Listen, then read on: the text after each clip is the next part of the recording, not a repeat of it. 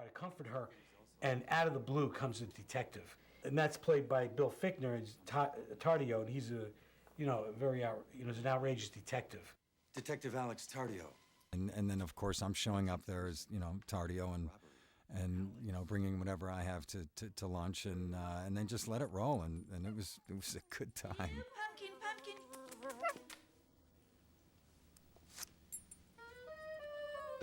You're so beautiful. You don't want to get upstaged by a little dog, but you can. They're just wonderful. They're just, on cue, run over, stop at your feet, lick your shoe. Pick them up, talk to them, and then, of course, the trainers, then they'll stick a little piece of turkey on the side of your chin so the dog can then, lick your face like it's all natural. And I'm here to help you. one thing right off the top of my head that I remember about that day when you first meet Tardio is we shot that over 2 days, and I remember that for the very first time that I almost fainted because it was about 95 degrees with high humidity. And the lights inside of that house were just... I remember when it came time for the coverage on Tardio, when I was over by the mantle, that I almost dropped. I turned as white as I think I ever have. But outside of that, recatching my breath, I remember that was an awful lot of fun. And that was the first time that I got a chance to work with Danny in this film. Danny and I worked together on another film called Drowning Mona. It was what I really loved about it also was because it wasn't like a little blip or something. It was working with them, and it was this big, huge, 5-page scene, and that has all these elements to it. We're coming in here, the introductions, this, the dog runs up, we go in the other room. I'm a little unsure about what Max Fairbanks is telling me. We move into the other room. I'm appreciating his home. There's so many things going on in the scene that it was just great. It was just, I think he does have impeccable taste. It's just taste that works in his world. There's a color scheme that we can all be sure that I will never wear in my life for me personally. But Jeffrey had ideas. He had ideas about collar lengths. It wasn't a regular collar. The collar had to dip down about 6 inches. Stuff that was just really outrageous, and you'd think, oh my God, that's really out there. But then when you put it all together, it seemed to fit. It seemed to work. I know that Jeffrey had some beautiful scarves instead of ties that he wanted to go with, and I couldn't agree more. And I think that kind of took everybody back a little bit. You think we should go, let's go get some ties. Let's get some ties just in case we want to smooth it out and iron it out. And of course we prevailed by saying, don't smooth it, don't iron it, let it go. Well, let's just see what happens here. Come on, Pee-Pee. The Yorkie is an independent dog, but a devoted companion. Neither ladies, I hadn't met Glenn or Nora before. I'm sure I ran into him in the hotel before the scene, but actually showing up on set that day was wonderful because they're such incredible talents, and everybody is so deep into their own world of who they are. That's, when you get there, Nora's got her thing going on, which is, all her stuff with Danny, and Glenn has, her dog, and she has her own, ethereal world going on, and is Gloria, and then there's Danny as Max Fairbanks.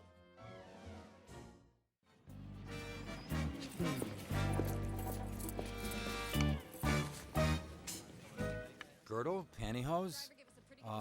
Had to go with pantyhose for that, that nice tight feel. The girdle was a must. Would absolutely kill me on a daily basis. I gotta tell you, Boston in the summertime when the heat and the humidity come rolling in, and you throw some pantyhose on and a girdle, my God, I felt for the ladies in the city. I was about to die.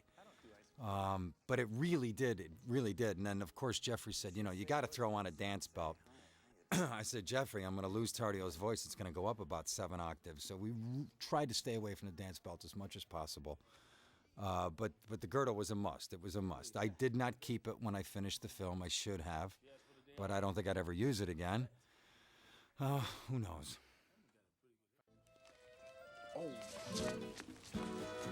Pull Daddy like a chariot.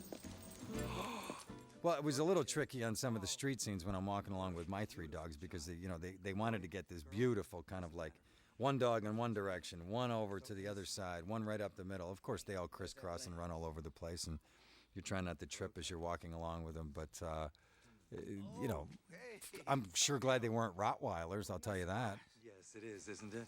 Hey, you feel like taking a walk? Sounds good, but I gotta go see an optician. Yeah, you know, right now my eyes acting up. A little blurry right now. Really? Well, I'll tell you that, you know, I'll tell you the thing that surprised me the most about working with Martin, and not that it should surprise me, but I don't know Martin. I know Martin from being a very funny comedian with a very funny television show and some of his other films that I've seen and really enjoyed. But the thing about Martin that I really enjoyed is that he's an incredible listener. And when you listen, you can stay in the moment. And Martin can stay in the moment, and he's a great listener, and I really enjoyed working on the scenes with Martin, very much so. Oh, busy. There's still a lot of crime out there. Well, I'm sorry to hear about that, especially after all your efforts. It can be time-consuming. Certain elements, you know, we'll take like the face side of Tardio. I hate to use words, but we'll use that word.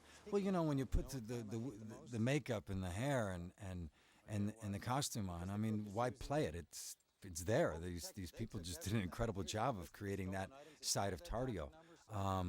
When it comes to him being such a solid detective, just play being a solid detective. Know what that is. Know how that operates and what detectives do.